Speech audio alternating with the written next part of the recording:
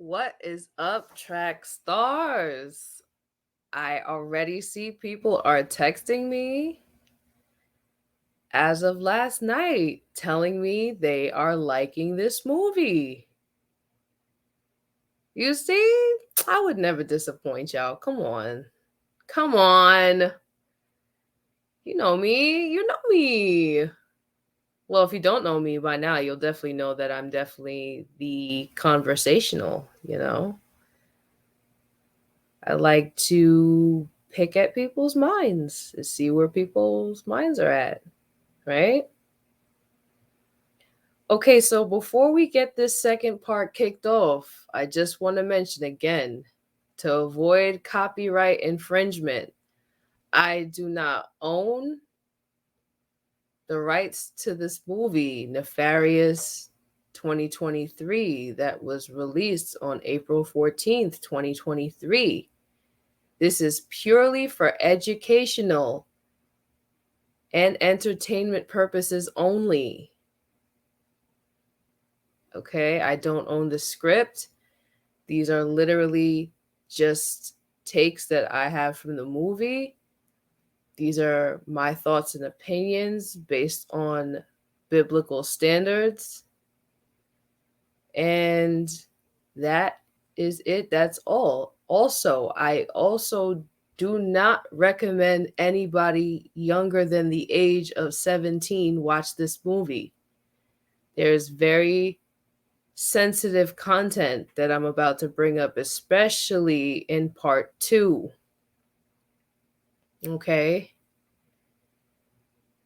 Now, for those of you who have not seen the Nefarious Breakdown CD track one, I suggest you go back and watch that before you get into this, or you will be very much lost.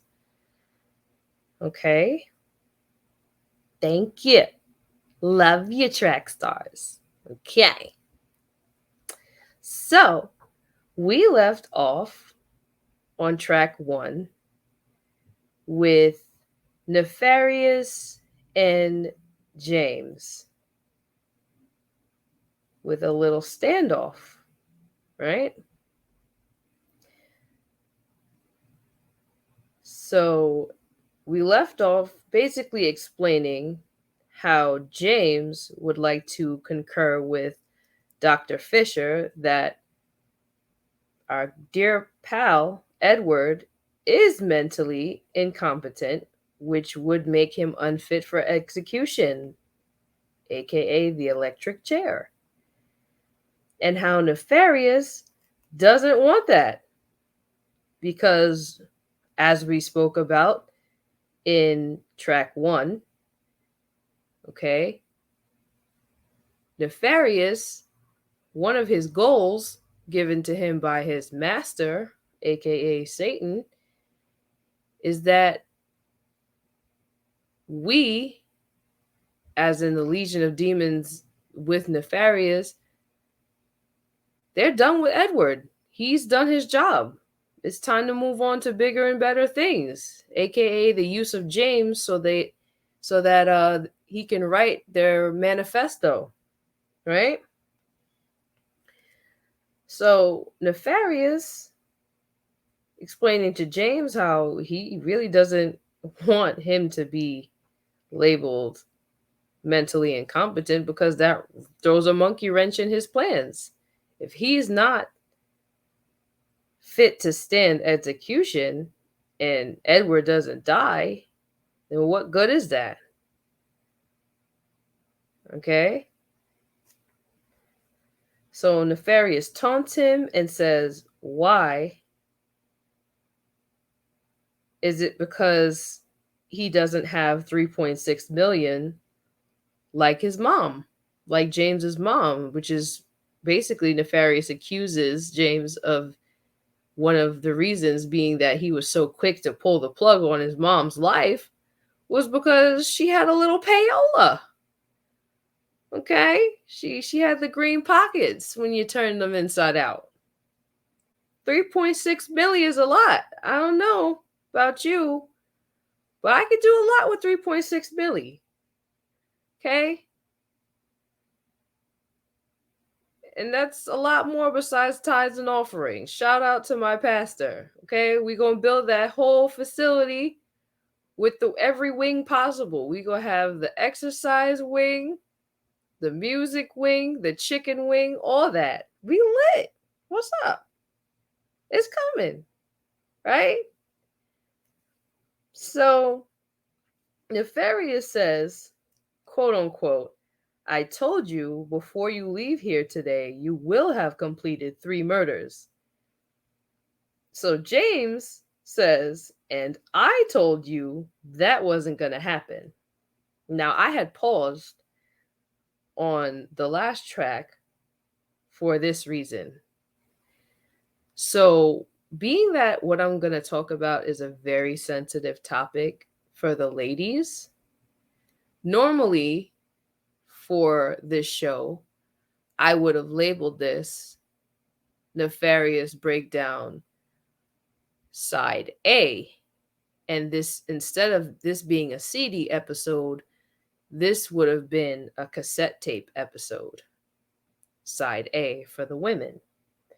Because what you're about to hear may be a bit triggering. So here goes your trigger warning to anybody who has not seen the movie, or if you have seen it and you know what it's hitting for with this next scene, right?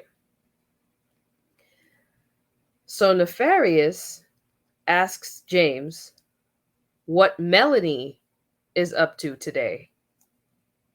And what is she doing at this very moment as James leaves, faces the door after arguing with Nefarious, but slowly turns back around after what he said?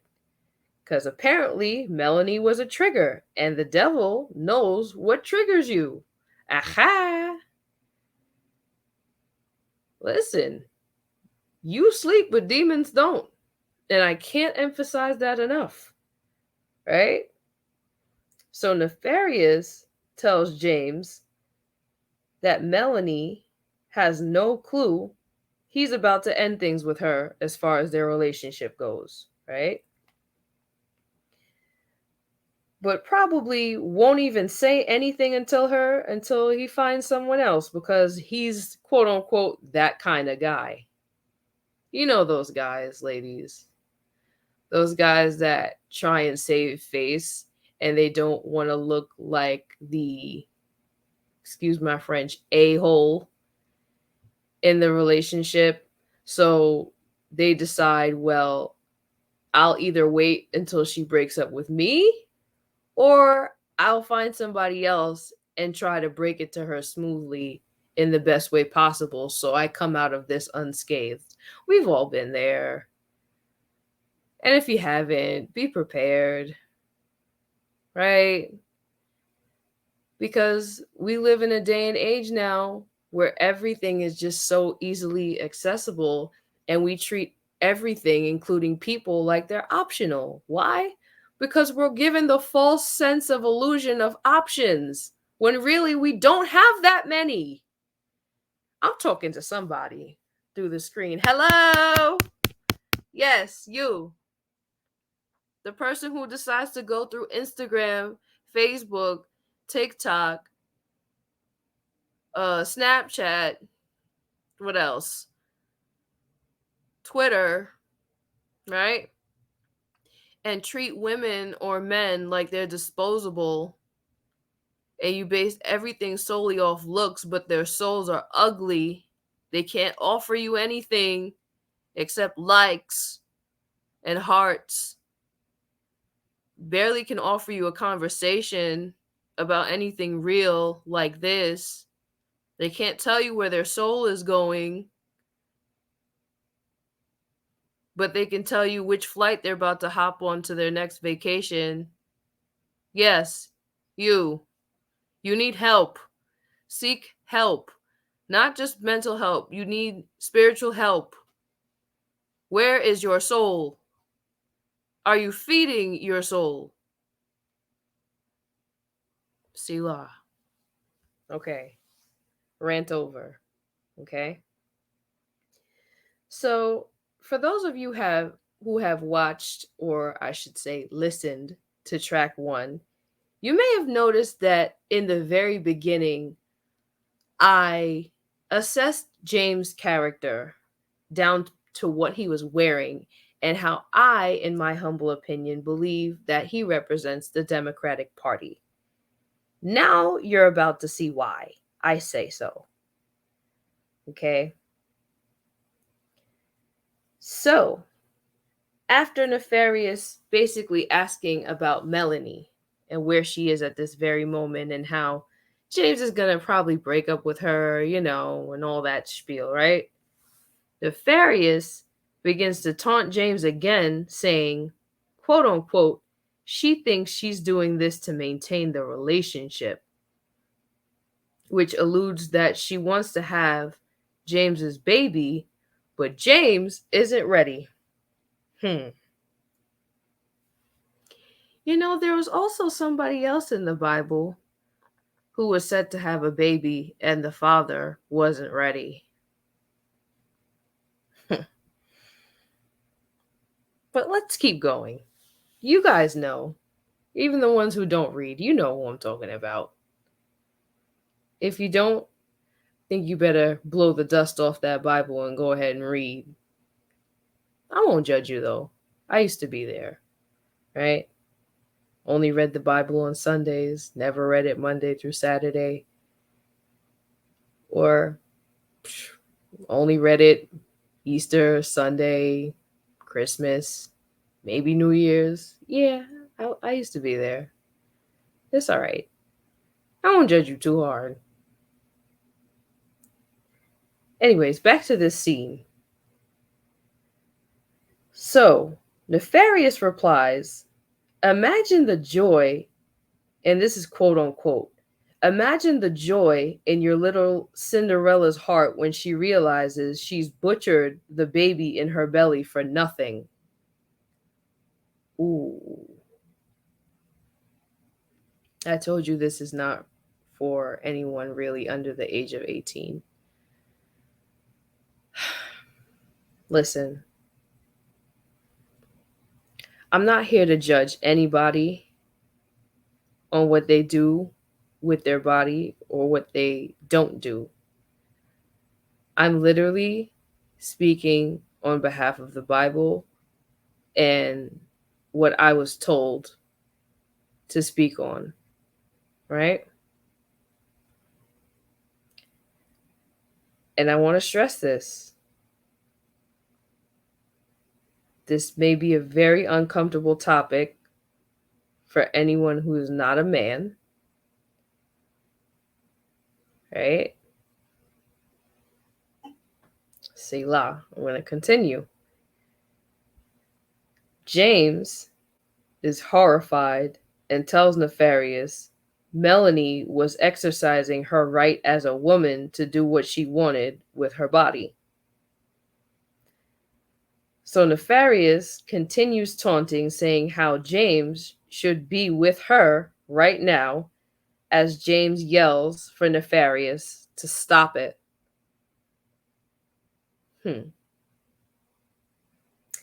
Nefarious says that James has the free will to make a call and stop the procedure in its tracks, number one. Number two, apologize to her. Number three, saying that James made a mistake and he loves her and wants to spend the rest of his life with her. And number four, marry her and hold the child.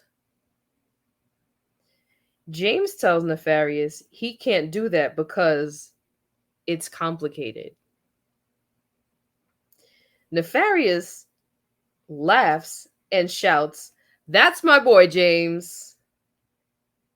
Quote unquote. Because doing things Satan's way is easier for now, but in the long run, it's hard.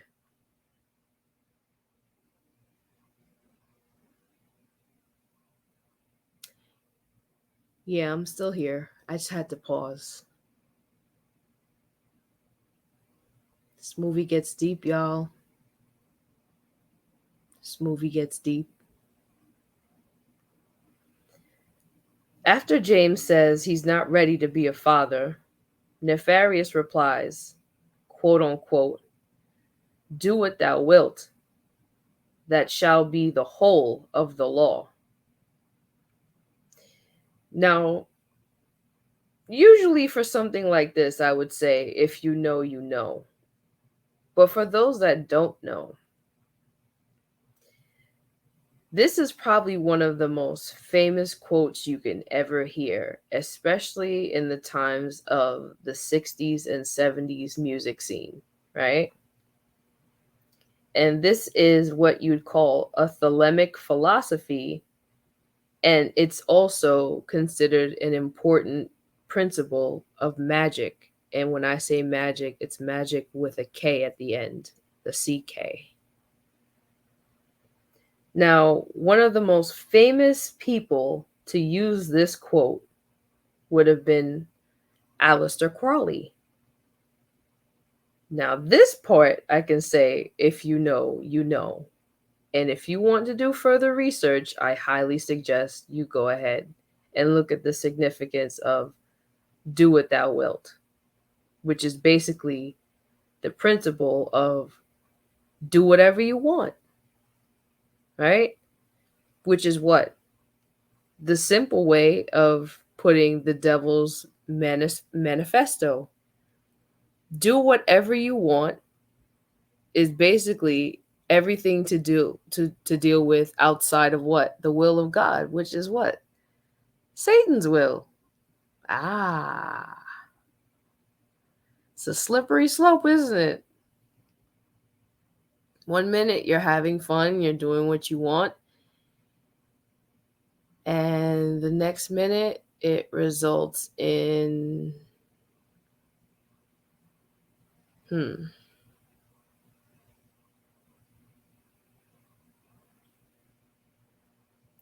I was told to shut up just now. Yes, God. All right, I hear you. All right. So this next scene, James gets defensive and says how Nefarious is no one to judge and he can live his life how he wants. Do what thou wilt, right? So Nefarious gets excited, screaming, "Yes, James, I couldn't have said it better myself, but it's still murder." James replies, "Says who?" Nefarious explains, "Says all of creation, James. The creator creates and we destroy, and we do it all of it through you."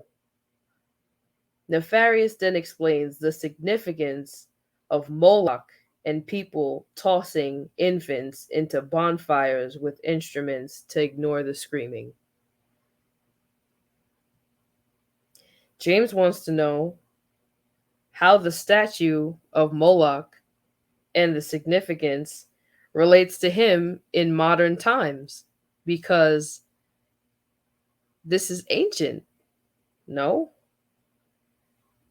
So Nefarious explains that the priest near Moloch's statue just changed their robes of yesterday for surgical scrubs of today. But it's the same procedure, with the remains going into crematoriums, the same as a burning flame under the statue. And quote unquote says, "Can you imagine the agony the carpenter feels when we rip a child to pieces inside its own mother's womb?" That's what we do, James. That's what we do together.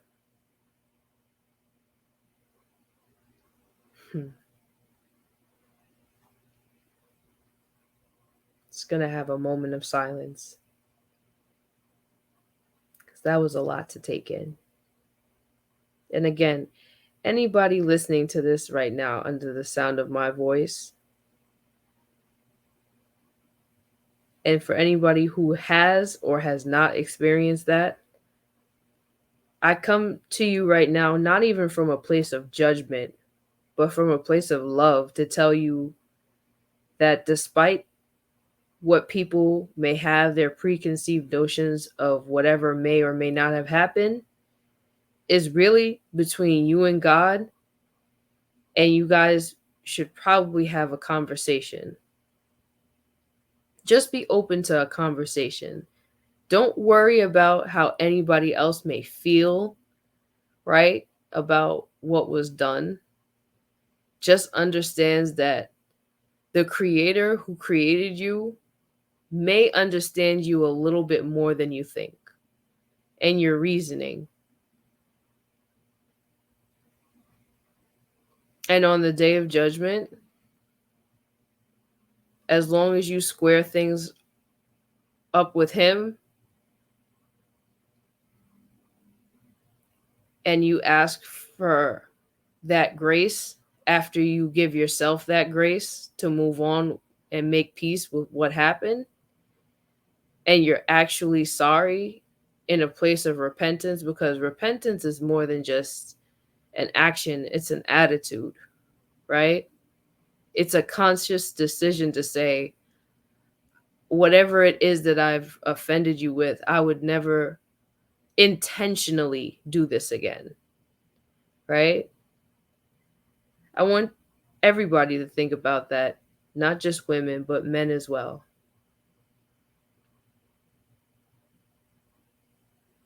It's deep.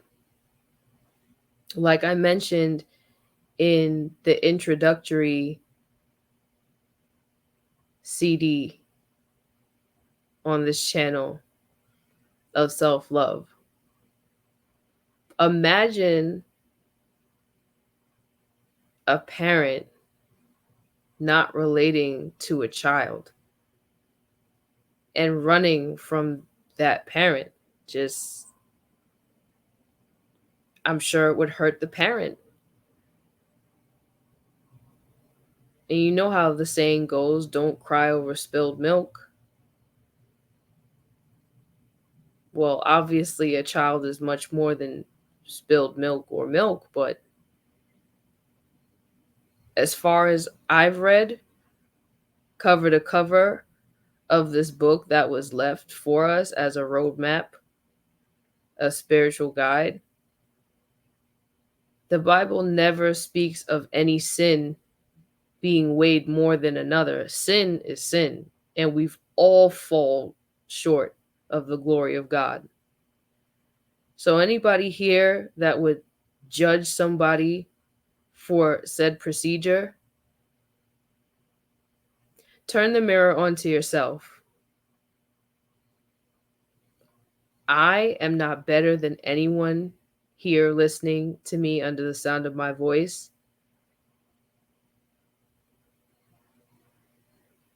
I'm literally caca at the bottom of your shoe.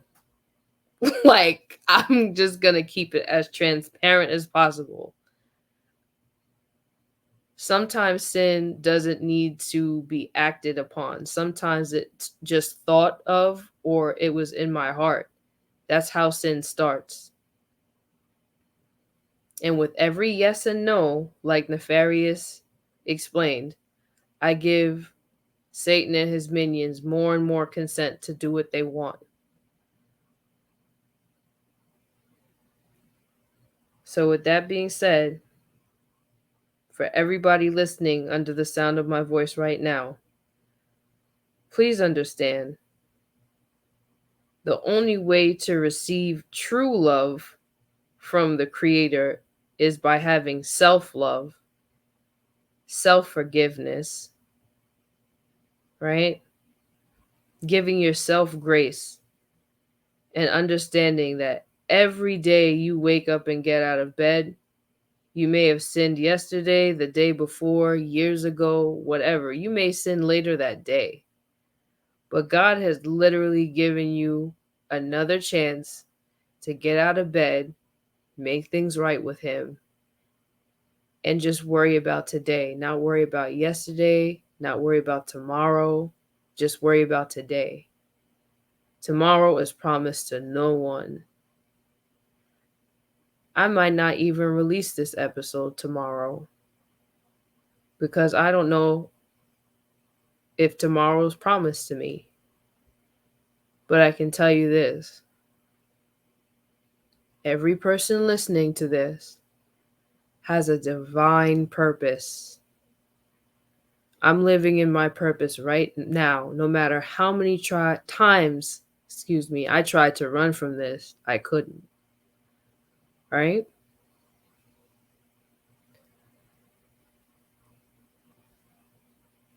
So again, no sin is greater than another. Sin is sin. But God will pour out his wrath eventually. And trust me, you don't want to get caught in the middle between people who try to serve two masters. Make today the day you declare who your master will be. Because I'm telling you, things are about to get ugly. If you didn't think it was ugly enough, things will only get uglier.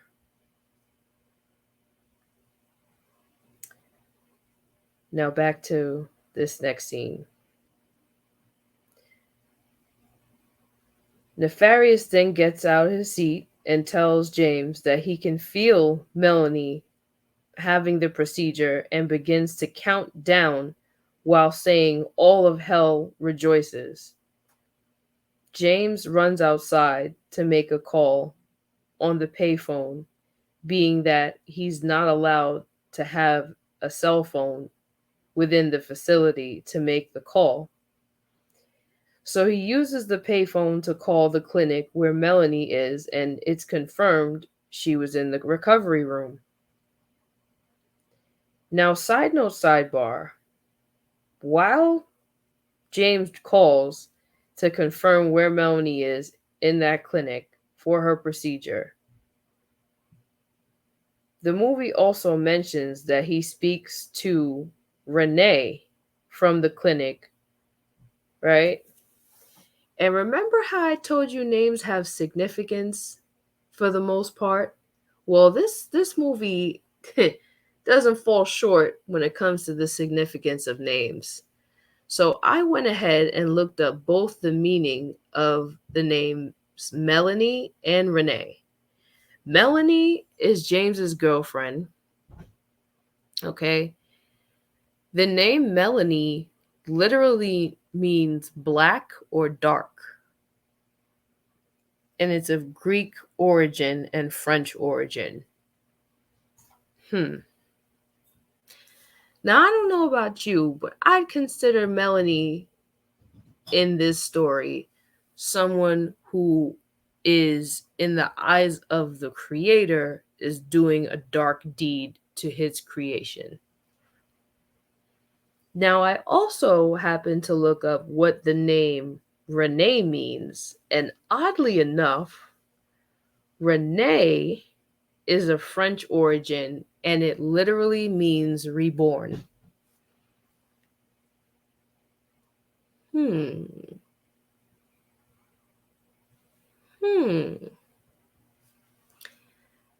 So you have Renee meaning reborn and Melanie meaning dark.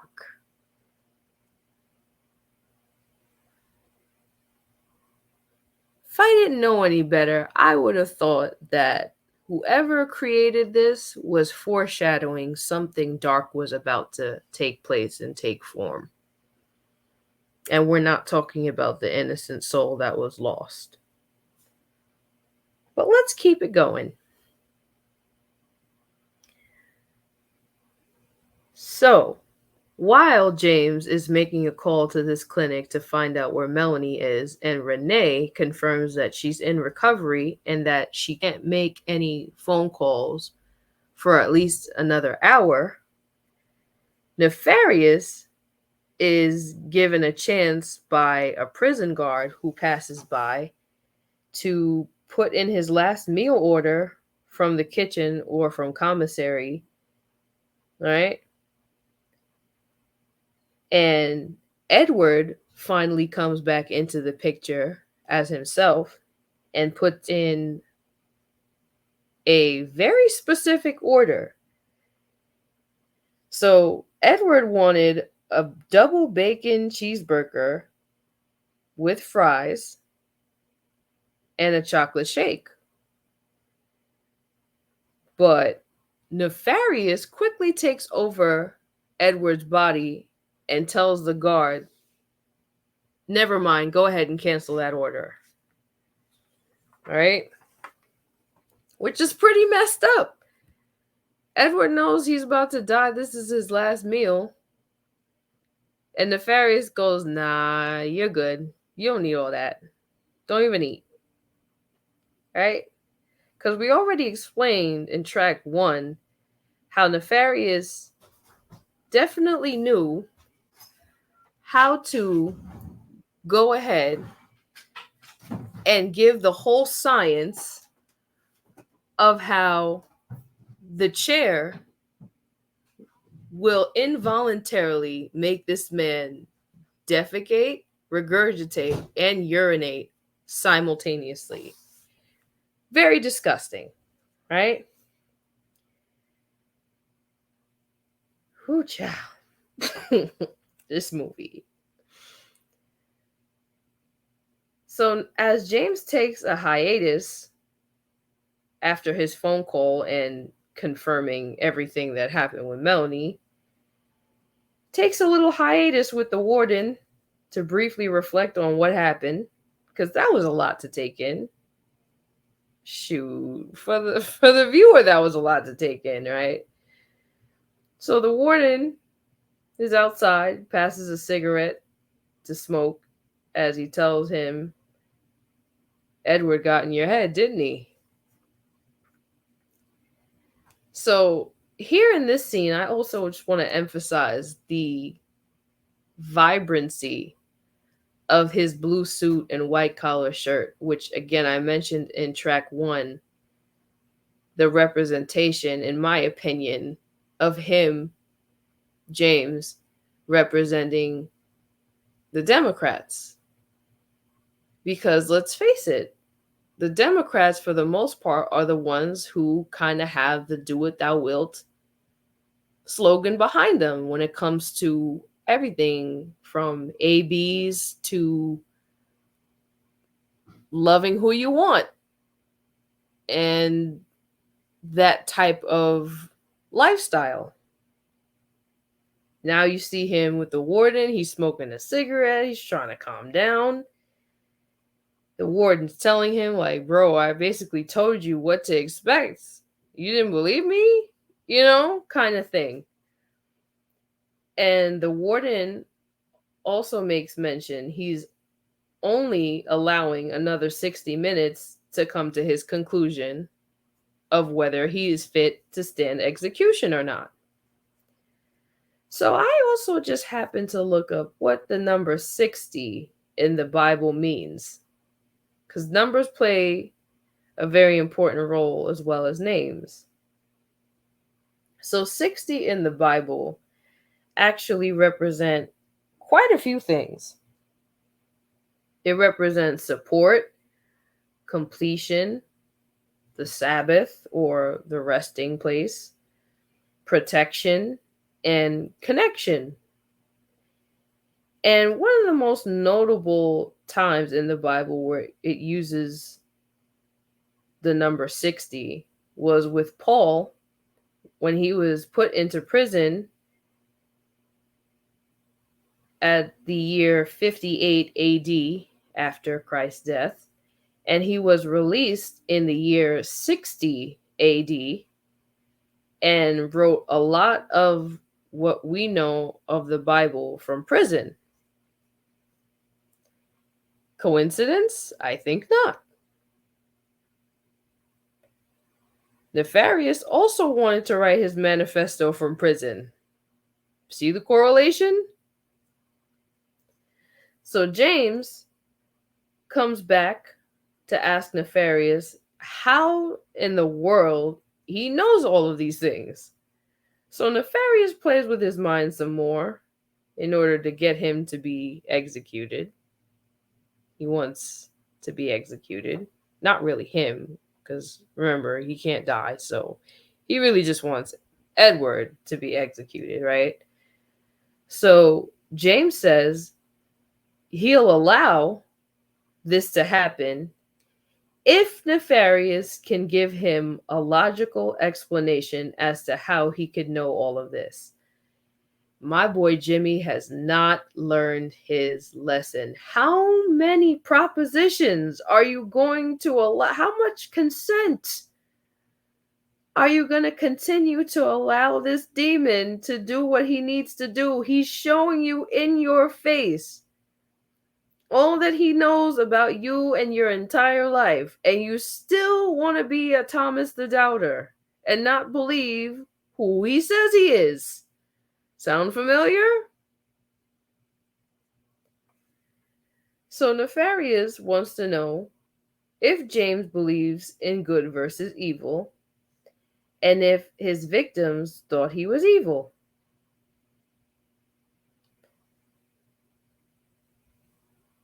And what freaks me out here, Nefarious begins to speak in Latin, saying, Legio nomen mihi est, quia multi simos.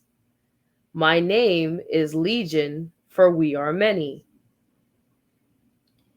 Those of you who know scripture know that you can find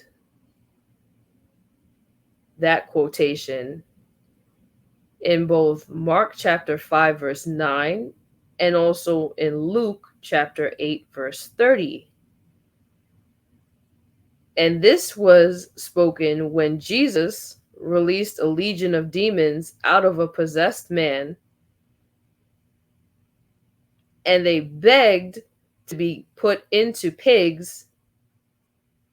They begged to be cast out and to be placed in the pigs. And when Jesus was able to do that, the pigs ran straight into the sea.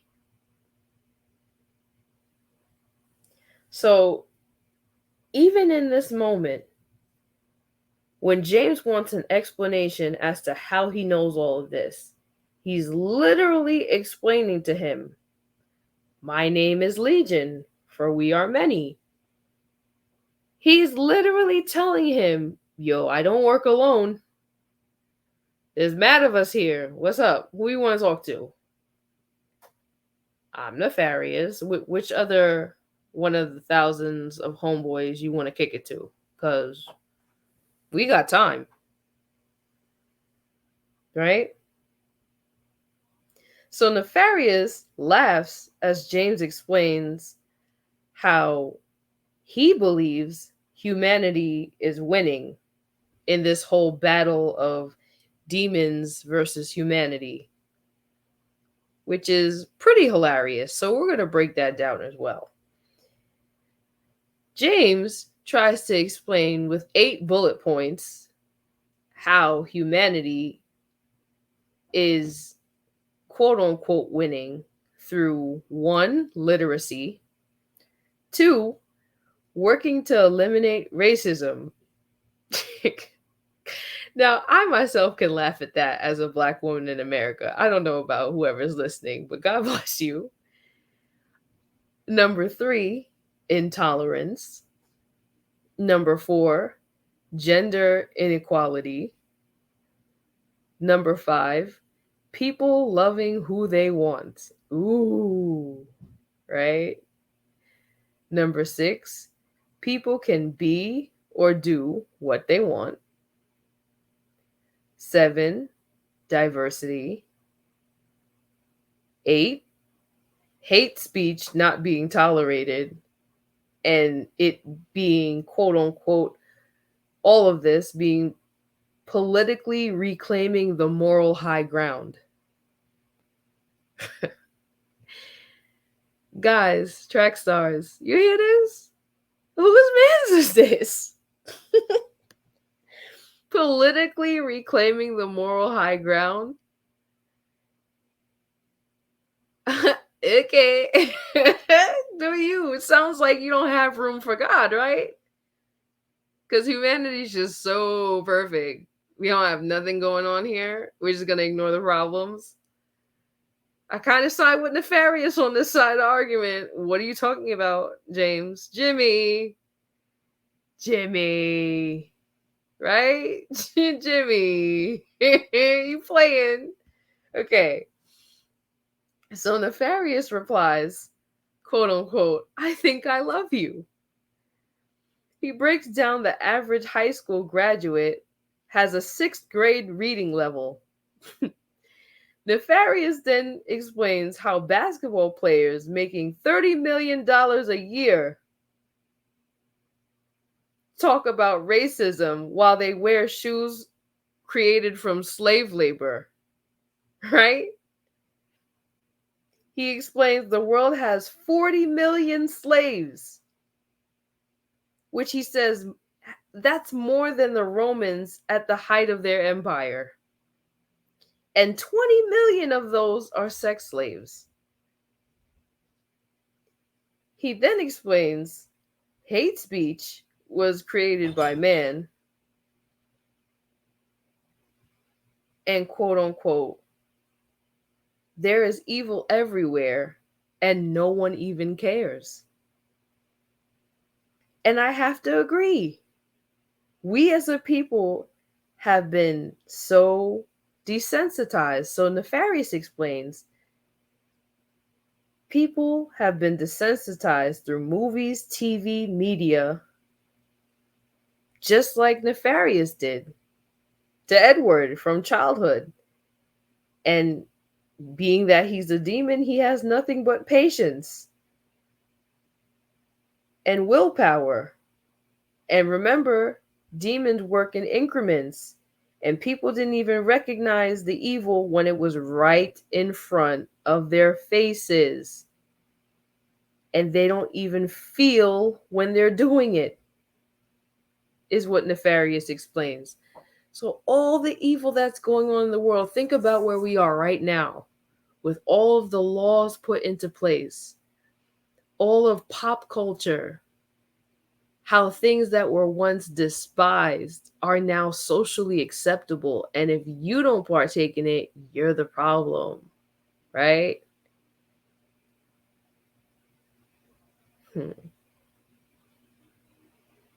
You're what? Intolerable. You're a bigot, right? Now, I'm not going to say that you should go ahead and bash people for living the way they want to live. That's not at all what I'm saying. In fact, if you want to live however you want to live, that's really just between you and whoever you answer to. Because at the end all be all, as people who claim to love God, they're also required to love and show respect to everybody. That's it. That's not up for debate. But what I can say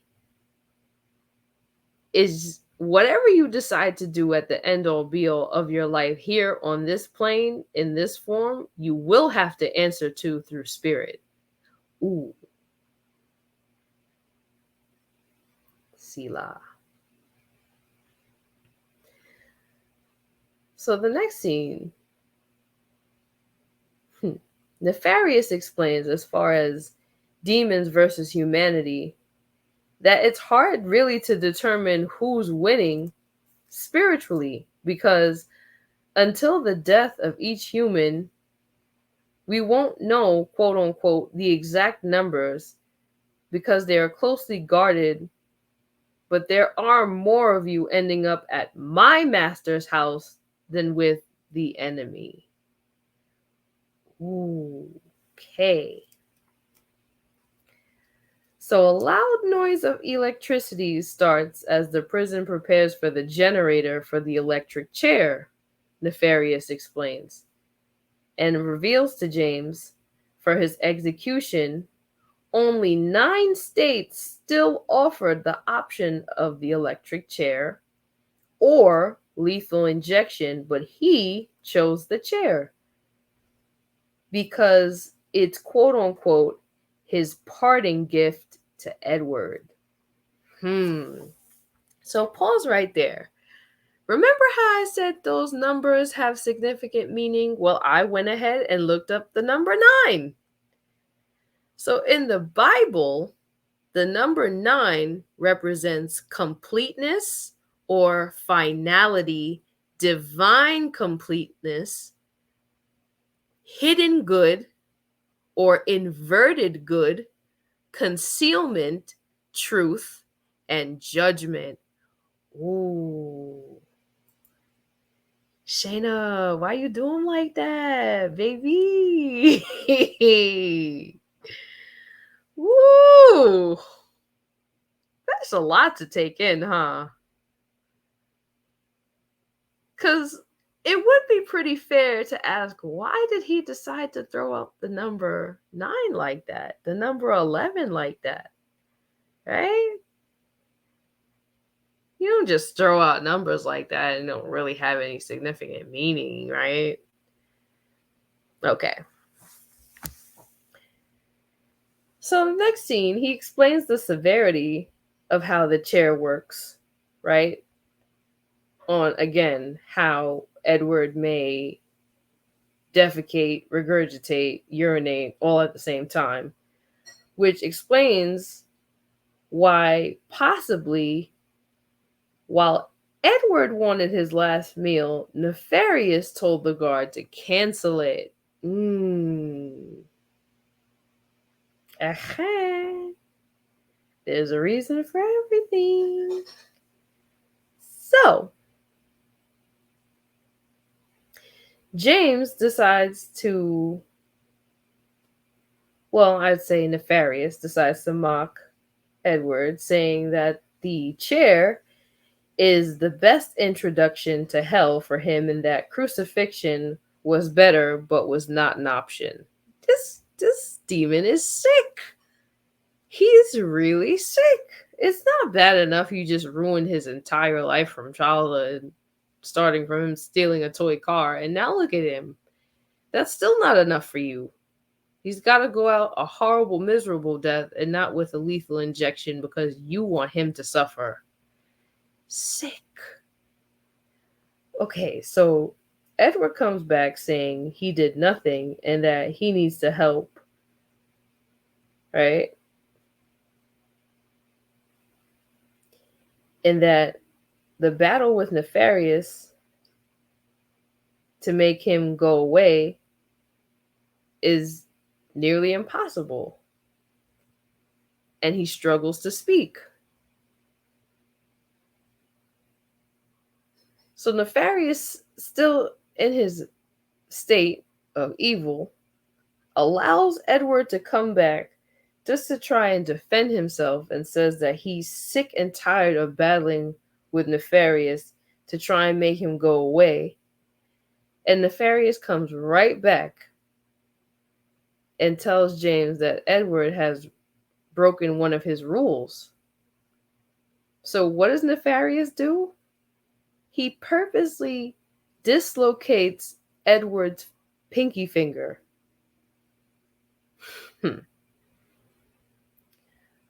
So Nefarious makes a threat to James that he can't call for help because if he calls for help medically, the interview will end and they will have to take him into the infirmary and he can't make his decision on what to do, right? So James agrees, again, agreeing meaning consent. He consents not to call for help, and Nefarious forces Ed's pinky back into place. Disgusting, bro. What? So Nefarious explains, even though him and Edward both feel pain, Nefarious enjoys it while Ed doesn't.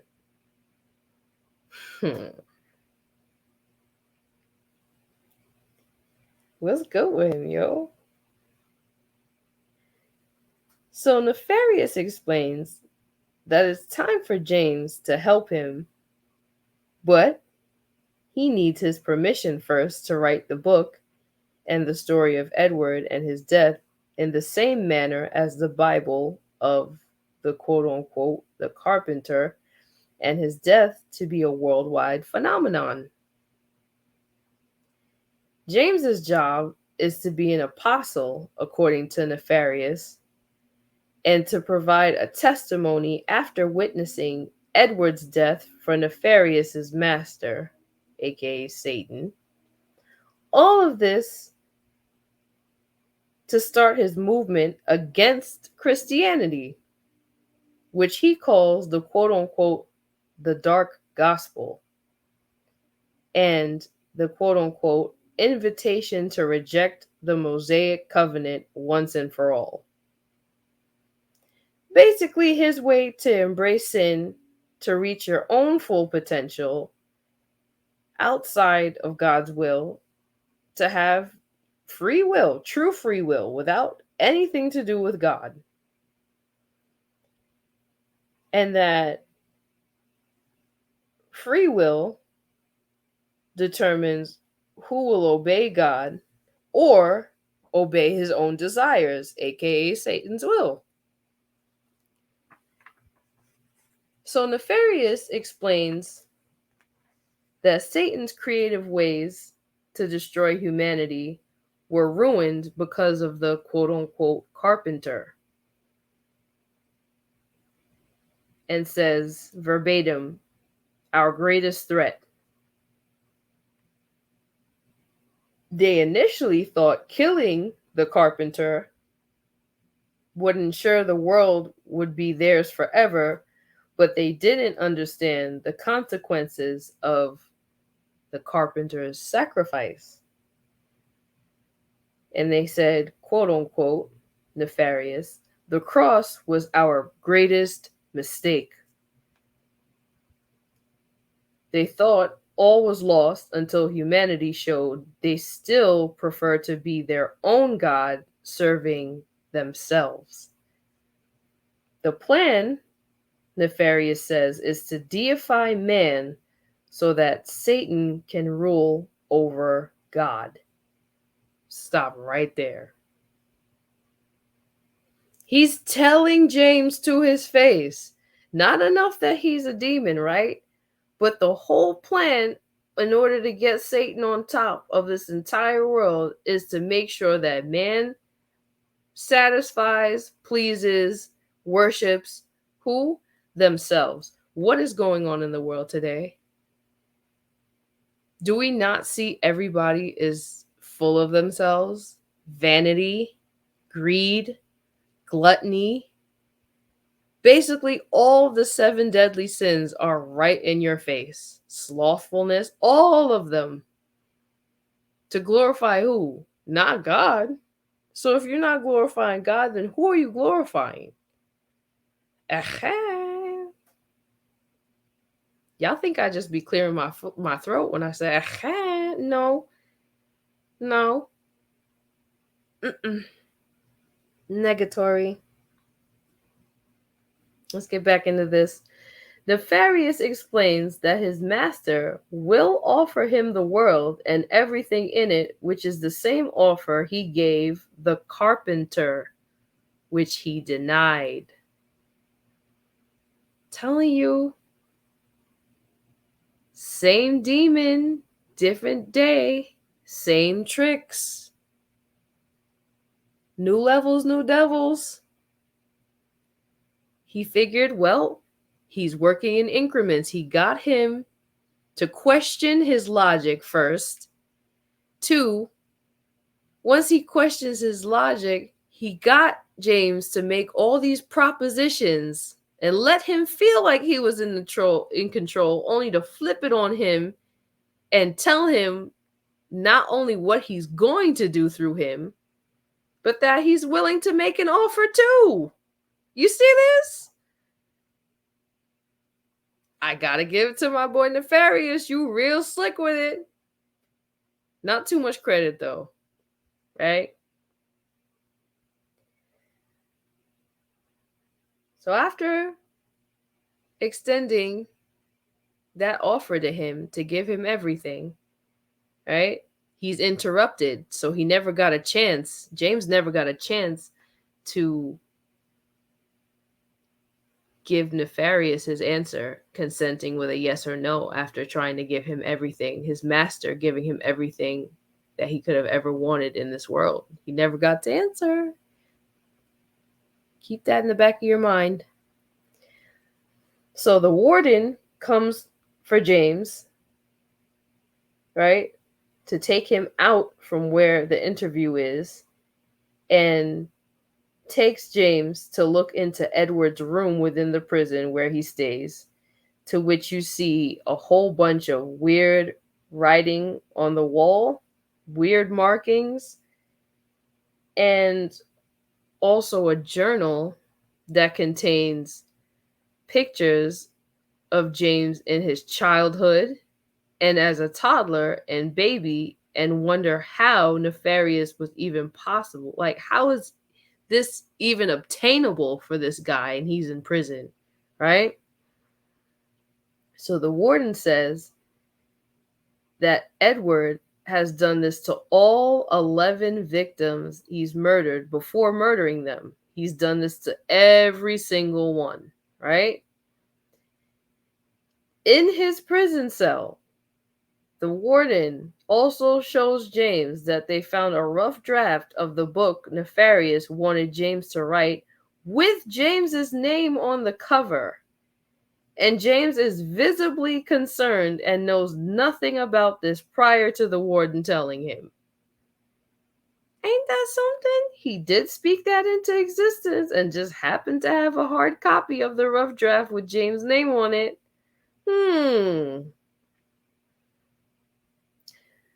So the warden confirms if he isn't fit for execution, James will be in danger and possibly stalked upon release. So it's not only bad enough if James doesn't label this guy as criminally competent, meaning that he would stand execution, right? If he just says, well, I don't think he deserves the electric chair, there's a possibility that he's just going to be thrown into a psych ward, eventually released from prison, and would be stalked, only for James to probably he'd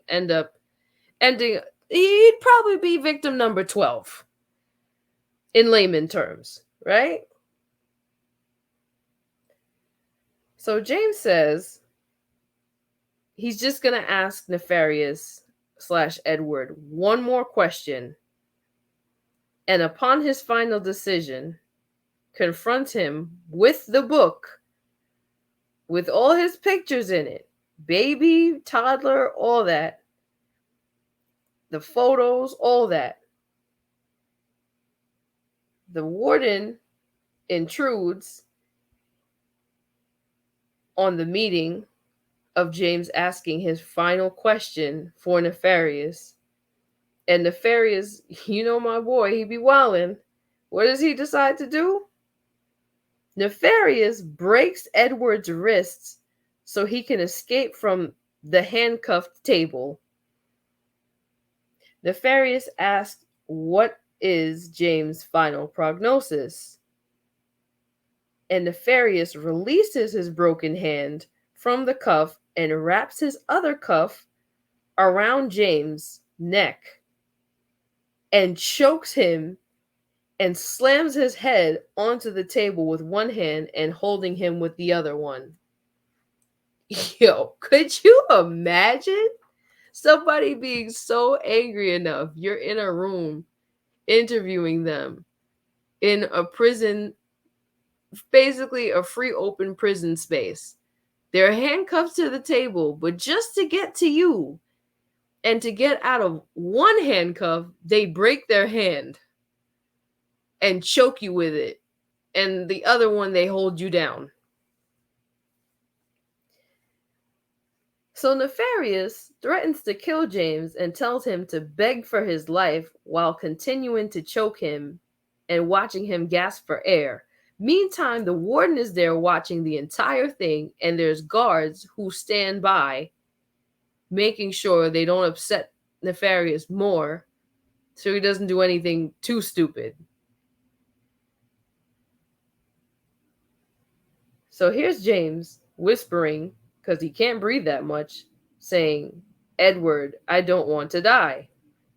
Remember, though, Nefarious doesn't answer to the name Edward. It holds no power. So Nefarious releases James as he falls to the floor, gasping, and the guards then tackle Edward and pummel him onto the ground. Now, this is important because Nefarious is no longer in Edward's body. It's literally Edward they pummel to the ground. So Nefarious is low-key probably in Edward's mind giggling at the whole ordeal because remember, Nefarious has a tendency to make Edward do things he doesn't want to do and leaves him to deal with the consequences. Aha!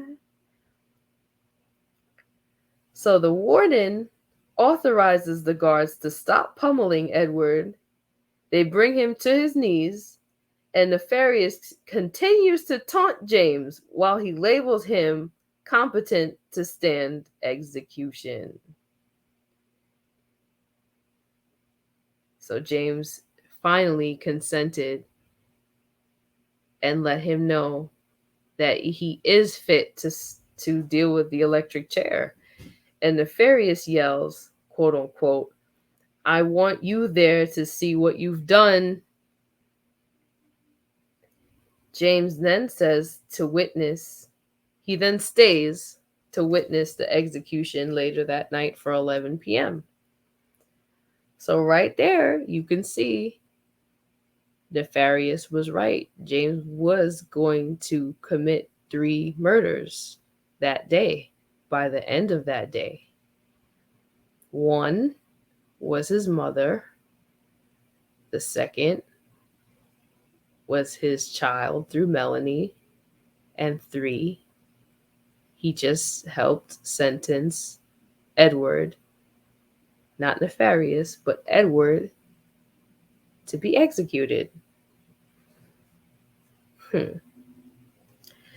So the warden explains the process of shaving Ed's head and having him held in a private chamber until it's go time for the execution.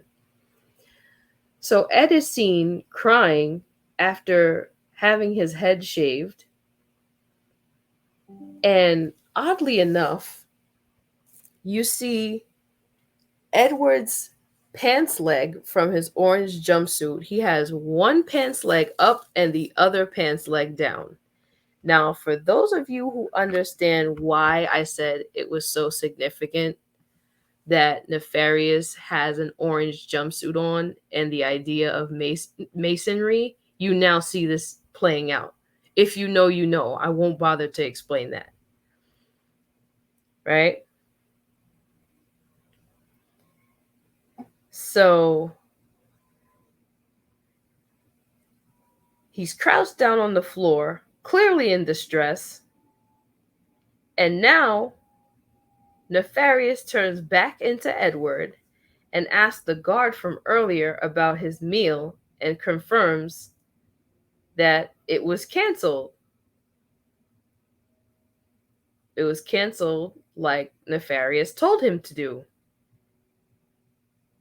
And that he gets no meal.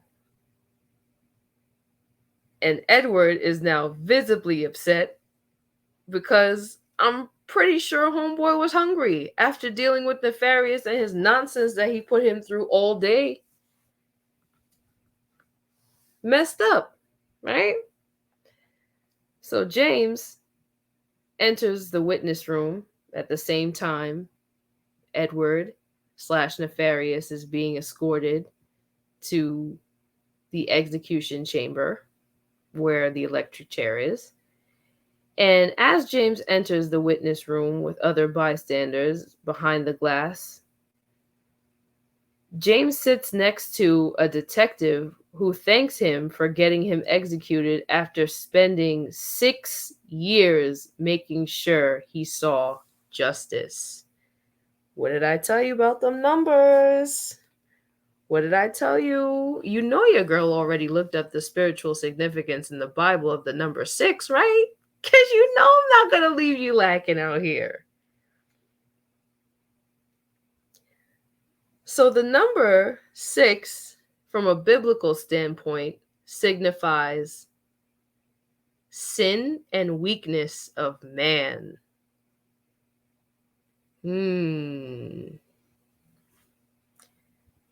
Edward is in a very vulnerable place right now.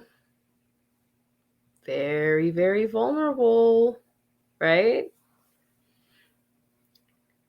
So Ed is taken to the execution chair and is being tied with restraints and suddenly escapes, only to be shown in front of a curtain behind the glass window, and the detective next to James is scared as Edward shouts, "Why are you doing this to me?" And also says, quote unquote, "You tell them the truth." They then prepare for Edward's execution and finish applying all restraints with headgear. The curtain now formally opens for all to see him, including James. The warden gives him, Edward, a chance to state his final words, to which he says, quote unquote, "What's your answer, James? Do you accept my master's offer?" James shakes his head, no.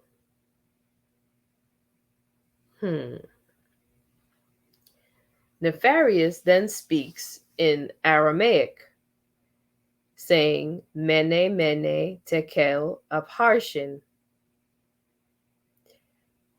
Oddly enough, I did some research, right? And found out that in the book of Daniel, chapter 5, verses 25 through 31, these were the Hebrew words that were written on the walls in the palace of the king's dwelling that the king's wise men could not solve. And Daniel, being the only person within the king's courts, having access to Hebrew because he was one of the few that could speak Hebrew, let the king know what the words said, but also what they meant, which signified the destruction that is going to be upon them. And the literal translation for that is, "You've been weighed in the balance and found waiting." Basically, your sins are going to be paid, right? And that saying, "Mene mene tekel parshim," right, also represents the division of kingdoms between Persia and the Medians in that time. What's being divided here when he said that? Humanity and demonic possession, because Edward's about to die. Aha! I told you. I got y'all. I got y'all. I got y'all with the explanation. Okay. So back to the next scene. The chair begins bolts of electricity immediately at 11 p.m. sharp, as you see a clock on the wall and hear the frequency. And Edward is pronounced dead at 11:02 p.m. and orders were given to release the witnesses. You quickly see James do a jerk or a jolt as if something or someone overcame him. James then hears Nefarious's voice whispering, quote unquote, "You should have accepted my offer, James." James doesn't understand how he can hear Nefarious's voice if Edward is dead, but remembered Nefarious saying that he could never die, as he panics and draws the gun he stole from the detective next to him as Nefarious takes control over James's body. Edward is the third death Nefarious told him he would commit. James turns the gun on himself, but Nefarious stops when James pleads out loud through the consent of his mouth, "God help me." The gun clicks, and the warden and guards grab the gun, pummel James onto the floor as James passes out.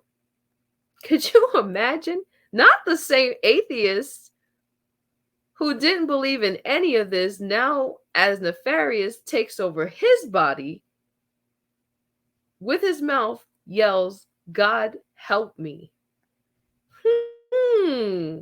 It's funny how we only really call to God or acknowledge God's existence when we're in deep doo-doo. Not us being in deep zoodle and then remembering Dad, our Heavenly Father. Oh, we've all been guilty of this, including myself. I'm so happy I can't see y'all faces right now. Anywho, right? We're getting to the end. And here we are 1 year later. James decides to talk about the success of his book and his reasoning for writing it, and admits in an interview that Nefarious had entered him for a time, and includes what happened in the witness room, like he was supposed to in the manifesto, right? Now, James admits he was possessed, and he was in a circumstance where he had no control of his body, but he did still have control over his mind. He explains that Nefarious wanted him dead, and the reason was because he didn't formally accept Satan's offer. However, he already gave him consent to inhabit him earlier that day when he interviewed Nefarious. And then Nefarious agreed to let him speak to Edward. So you see, it was that consent of that previous proposition where none of the other ones mattered because he already got the consent he needed. So now he admits Nefarious wanted the book to be written as a quote unquote an invitation to follow his master into the darkness. However, he did admit, James, to rewriting the manifesto as a warning for people not to go along with it. So James feels compelled to speak on the great battle going on between good and evil, knowing that all of humanity participates whether they know or don't know. So the movie now comes to an end after James's interview in the studio, right? And you see him leaving his book interview, going outside of the studio, and then walking down an alleyway only to meet a lady who is dumpster diving, and he decides to stop and give her some money. The lady replies, quote unquote, "Hello, James." He turns around only for the lady to reply, quote unquote, "Miss me?" in the same voice as Edward and Nefarious, and she laughs at him. And then here comes the credits. So after all that, because you didn't do the will of Nefarious's master, and you already gave him the consent to do what he wanted to do with you, you because you gave him the oral consent to inhabit you. You went against his wishes for his manifesto, and you thought you was Gucci. You thought you was in good standing. And he left you for a little while, but he spun the block through this lady that you decided you were going to give money to. So my question is to those who saw the movie, because now this just came up in my mind. Do you ever think that James, now being a successful author of this alleged book, do you think he'd ever escape Nefarious taunting him? And I already know the answer. But what do you think? Let me know in the comments. Let me know if you have any questions, concerns. Let me know everything you think in the comments section because I'm very much intrigued into what you guys think. I can already tell you what I think as we're going along, right? Because I'm going to show this as a pre-recorded, as a set time for tomorrow. So I'm recording this right now. It's 11 o'clock my time, Saturday night. But we're going to play this on Sunday evening. You tell me, what did you think about this whole movie? For those of you who saw it, for those of you who didn't see it, but are okay with just my explanation, my breakdown, how do you feel about it? And would you watch it? And to those who would never ever watch it and didn't really want to hear too much of this, why? Tell me. Let me know. I'm curious. What's stopping you? Do you understand consent? Do you understand how important it is